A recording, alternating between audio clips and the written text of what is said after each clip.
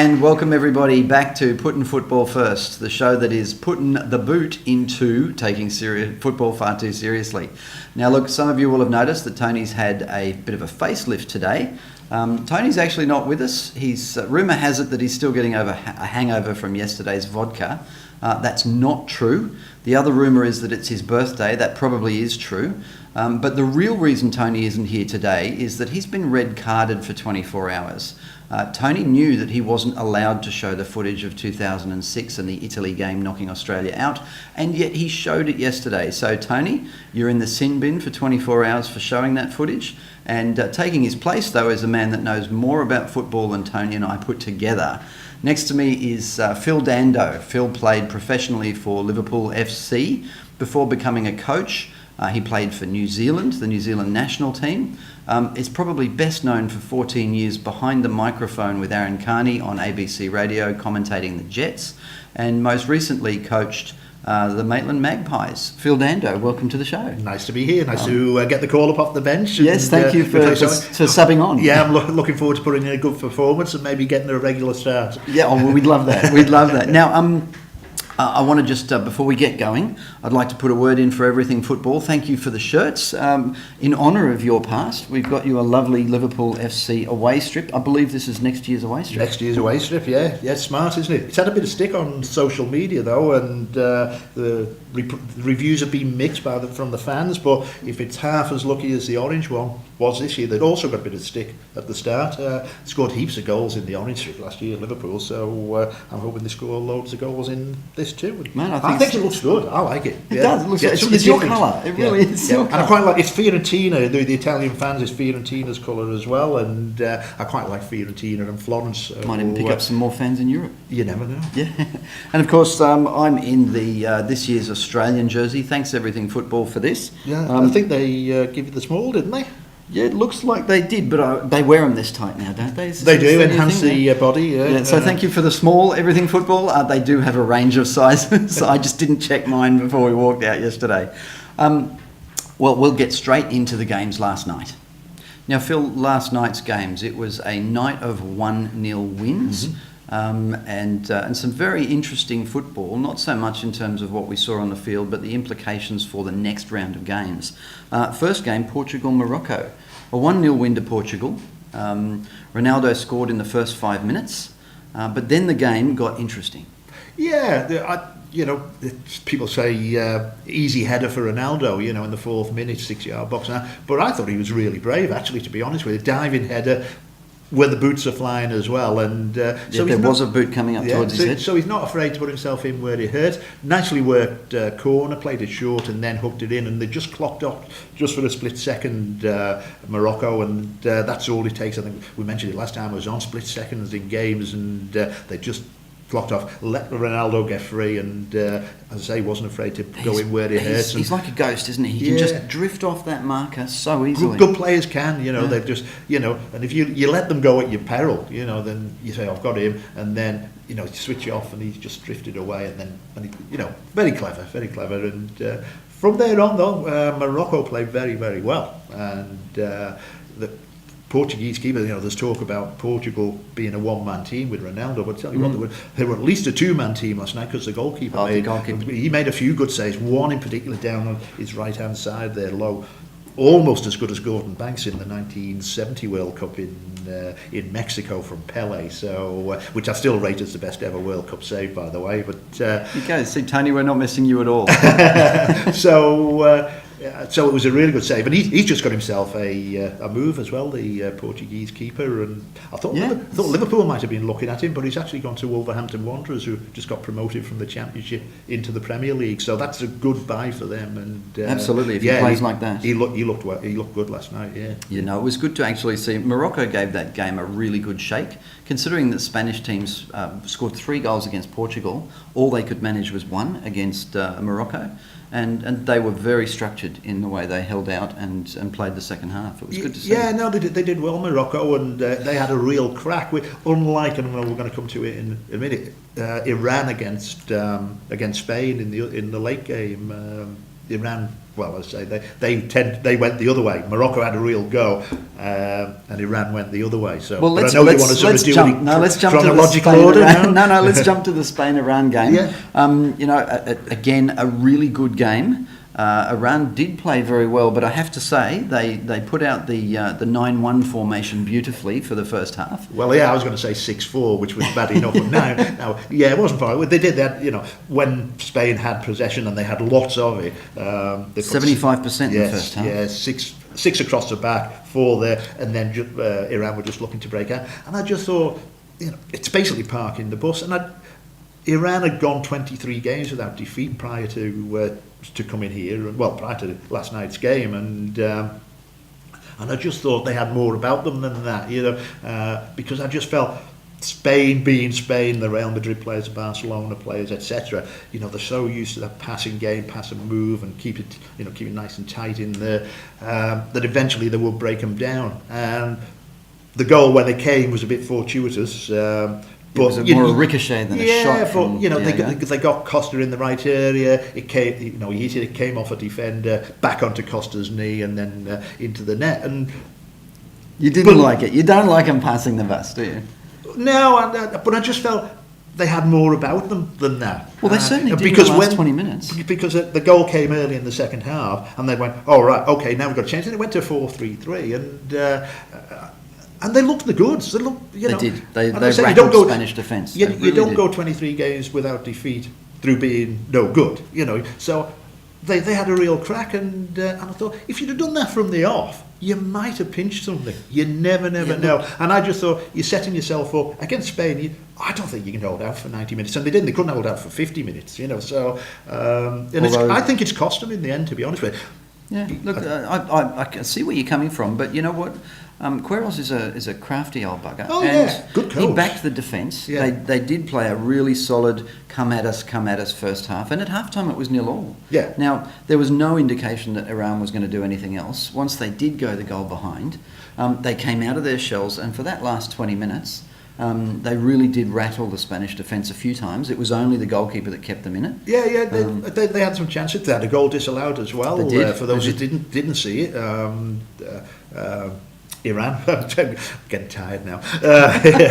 Iran, they had a free kick, edge of the box, floated in, leg it up, fell for him, and he smashed it home. It looked great at normal speed, but again, the linesman had his flag up, and they sent it to the VAR, of course, which they do now, and then it was proved correct. It was offside, and but the celebrations went on for a while, didn't they? Yeah. There was like 20,000 Iranian supporters in the ground, and that was heartbreaking for them, wasn't it? So, it was. But look, that's what the VAR's there for. I've been critical of it. Sometimes it'll get it right, just like referees and linesmen or assistant referees. Sometimes they get it right, sometimes they get it wrong. And on this occasion, they did get it right. Unfortunately for Iran. Yeah. And look, this game, I'm going to get Harrison to play this clip, but there was perhaps the most inventive throw-in of all World Cup history came up in this game as well. Harrison, show us the clip.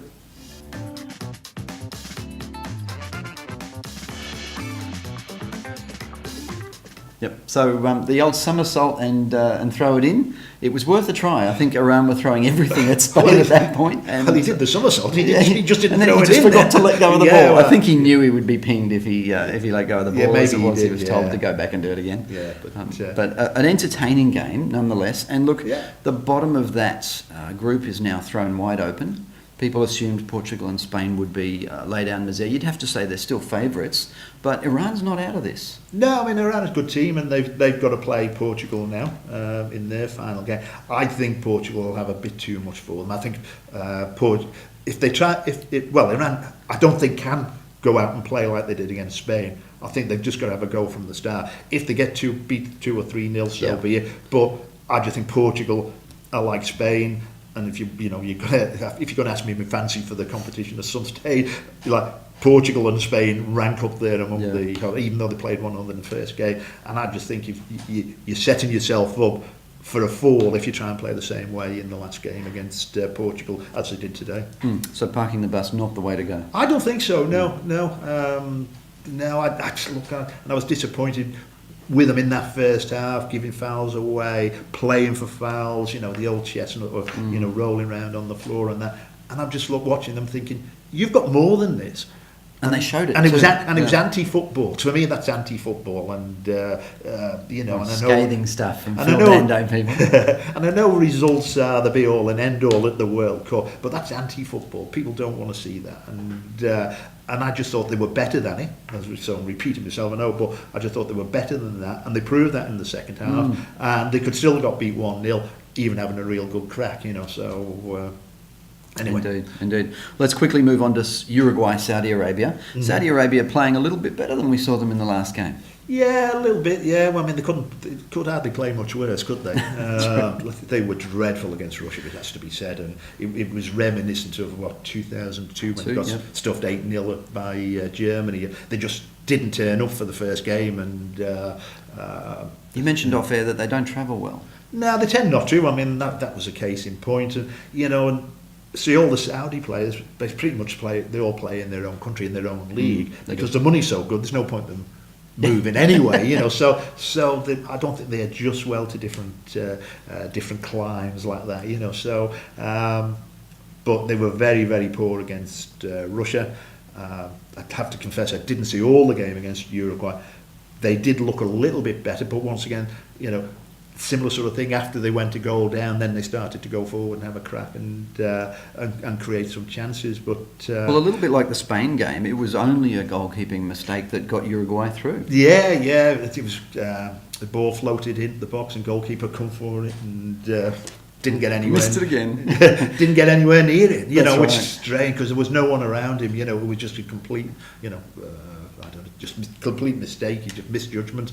And it just fell for Suarez, and he just swept it in the back of the net. Who it must be said is starting to warm up. He's still not at his best, but I think we saw more of him in this game than we saw. His 100th international last night, Suarez, and scored on his 100th international, and he will score for you. He just present him with chances like that. He'll stick him in the back. He's like Ronaldo. He's got the handy knack of being in the right place at the right time. So, yes, he does. So that's it. A 1-0 win to Uruguay, and the Group B is opening up pretty quickly. All right, well, enough about last night. Tonight is the biggest night of the tournament for Australians so far. And Phil, we'll get to talking about Australia-Denmark in a minute. Let's quickly cover off what will be at least one really exciting game also on tonight. If you can watch the Australia game and then force yourself to get up at 4 a.m. tomorrow morning, you can watch Argentina-Croatia. Promises to be a good one. Will be a good one. Yeah, two good teams there, and if you've got Messi and that to watch in there. So we've had Ronaldo, we've had Suarez, and then we've got Messi. But Dejan Lovren for Croatia, he'll keep a good eye on Messi. He'll stop him from creating stuff. So we'll look around. Croatia. Croatia has a game up. They've had a win. Yeah. Argentina, of course, haven't. No. So Argentina really need to win this. I mean, they can still get through if they don't, but they'd want to show some form. Yeah. It was surprising they got held the other day, Argentina. But look, it's one of those World Cups. It's going to be time. We evidenced it last night with the 3-1-0 games. This is going to be a tight World Cup. I couldn't tell you who's going to win. I can't see a favourite right now, even, to be honest with you. You'd have to say it's getting harder and harder to pick. It's probably getting harder and harder. So, and we talked about it, as I said the other day, we mentioned it before, split seconds, and these split seconds are all important, and the teams are so close nowadays that it's almost impossible to pick. I think Argentina will probably have that a little bit too much for Croatia, but I tell you what, it won't be easy for them. It could easily be 1-0 either way, couldn't it? It could, and it could be another 9-1-0, I can tell you. That's true. One mistake will do it, as Tony, you now know. All right, moving on. Got him sent off. Indeed, I haven't got the red card. I meant to have it with me.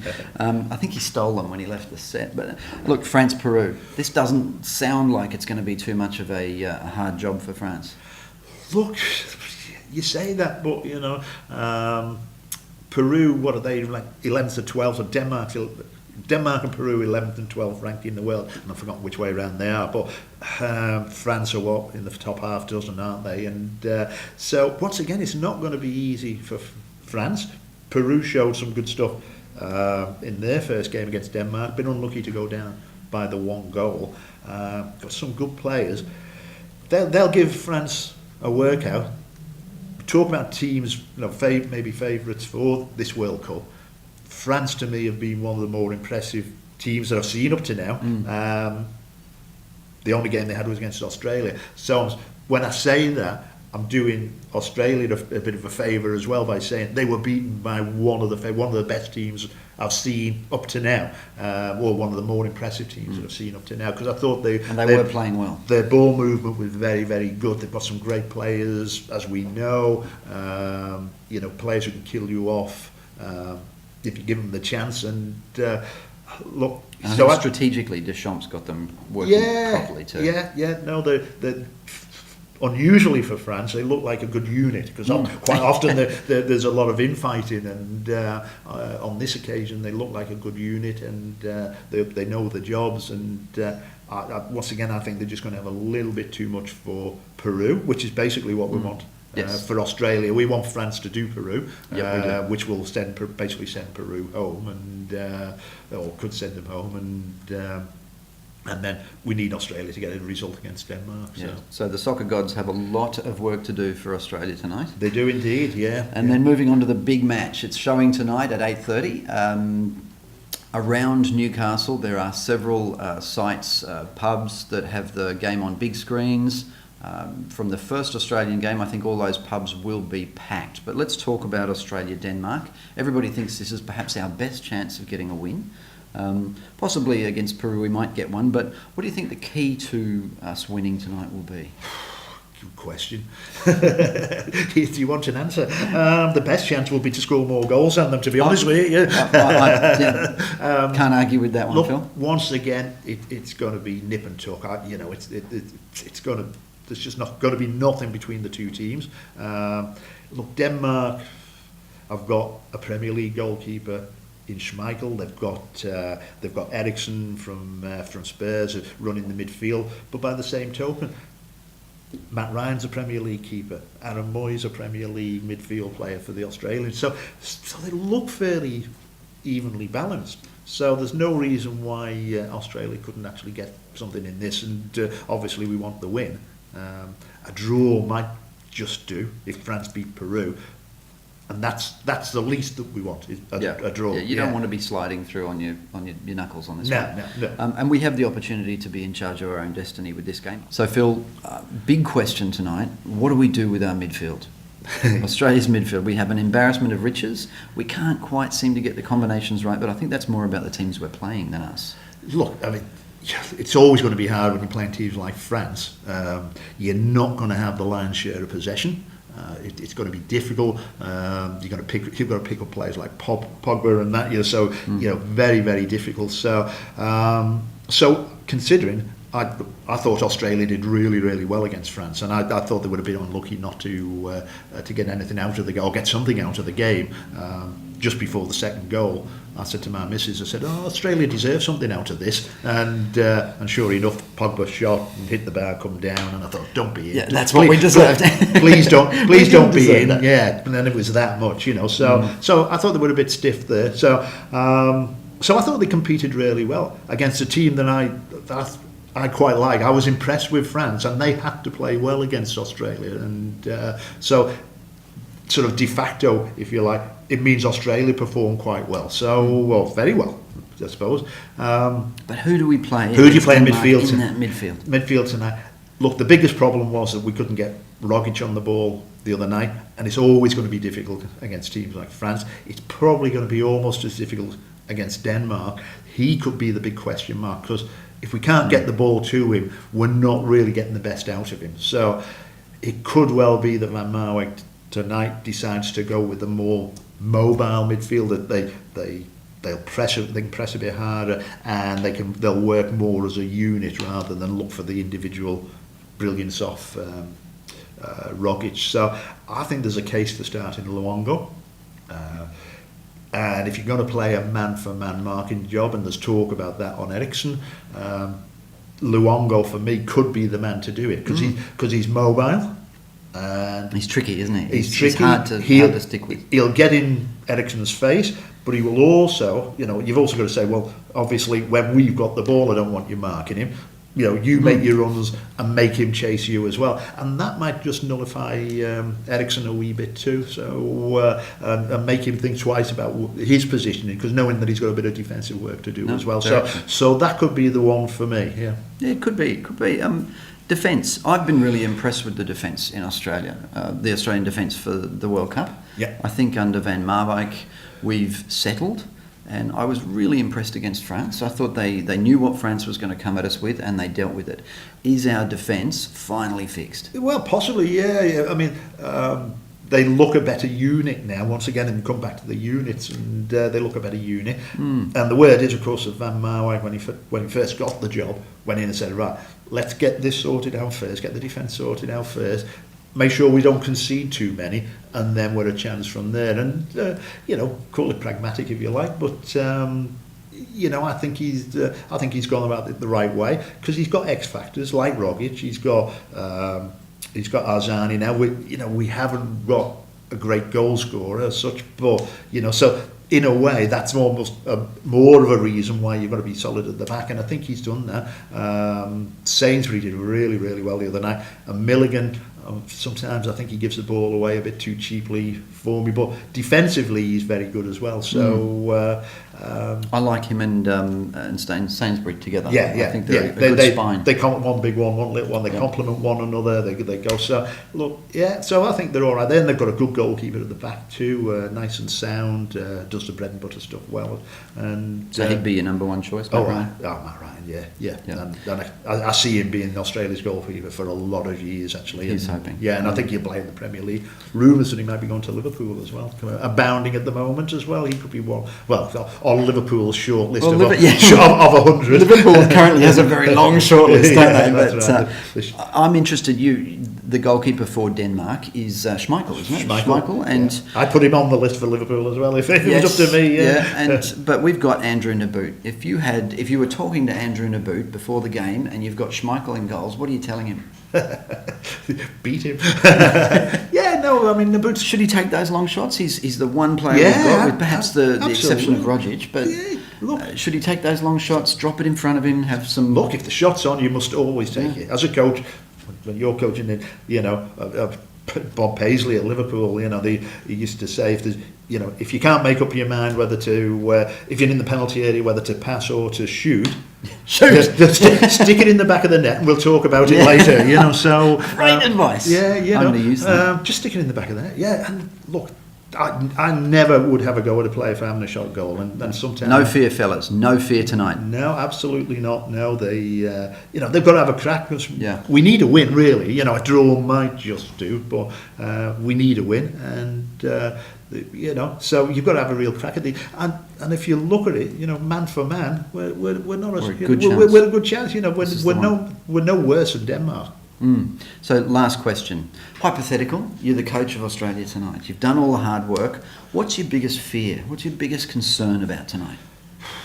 Making mistakes at the back in particular, which can happen, keep coming back to split seconds. So you've got to be really tight. Your concentration levels have got to be sky high.